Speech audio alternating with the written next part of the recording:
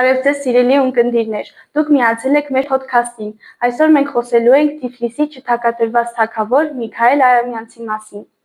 Բարև ձեզ, ես Էլենն եմ, իսկ ես Մարիան։ Այսօր մենք խոսենք Միքայել Արամյանցի կյանքի և գործունեության մասին։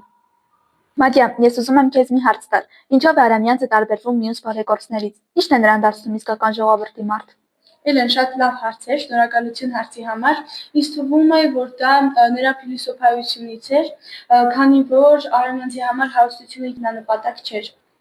Արամյանցը մի անգամ ասել է, որ մարդու կարողությունը պետք է ծառայի ոչ միայն իրեն, այլ նաև իր ազգին, եւ նա ինչպես ասում էր, այդպես էլ ապրում էր։ Այսինքն Միքայել Արամյանցի խոսքը միշտ համընկնում էր իր գործի հետ։ Այո, նրան մի անգամ հարցրին, որքան է քո կարողությունը, եւ նա ասաց, չգիտեմ, քանի որ միշտ ծախսում եմ։ Շատ գեղեցիկ է հնչ։ Արամյանցը բարեգործել ոչ թե բառի բուն իմաստով, Արամյանցը չէր տալիս պարզապես ողորմություն, նա կառուցում էր հիվանդանոցներ, հյուրանոցներ, դպրոցներ, ճանապարհներ, որոնք հետագայում կծառայեին իր հայրենիքին։ Այսինքն Միքայել Արամյանցը եղել է շատ հեռատես մարդ, այդպես չէ՞։ Այո, դա այդպես է։ Եվ հենց այստեղից էլ ես ուզում եմ քեզ մեկ հարց տալ։ Մեր օրերում 21-րդ դարում ըստ քեզ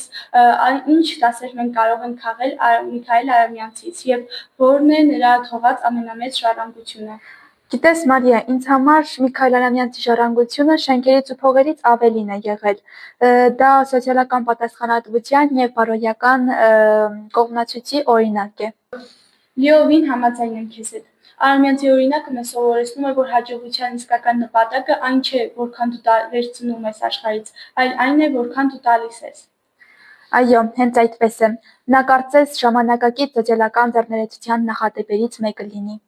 Ես վստահաբար կարող եմ ասել, որ ինչքան էլ տարիներ անցնեն, նրա օրինակը միշտ կմնա նույնքան ուժեղ։ Այո, հենց այդպես։ Իրական ժառանգությունը Միքայել Արամյանցի համար ոչ թե կորցրած միլիոններ են եղել, այլ փրկված կյանքեր եւ կառուցված ապագա։ Գուցե եւ հենց այդպիսի մարդկանց շնորհիվ է, որ մենք փորձում ենք օգտակար լինել այս աշխարհին։ Շնորհակալ ենք։ Թող Միքայել Արամյանցի կյանքը մեզ համար լինի բառ ուղենիշ։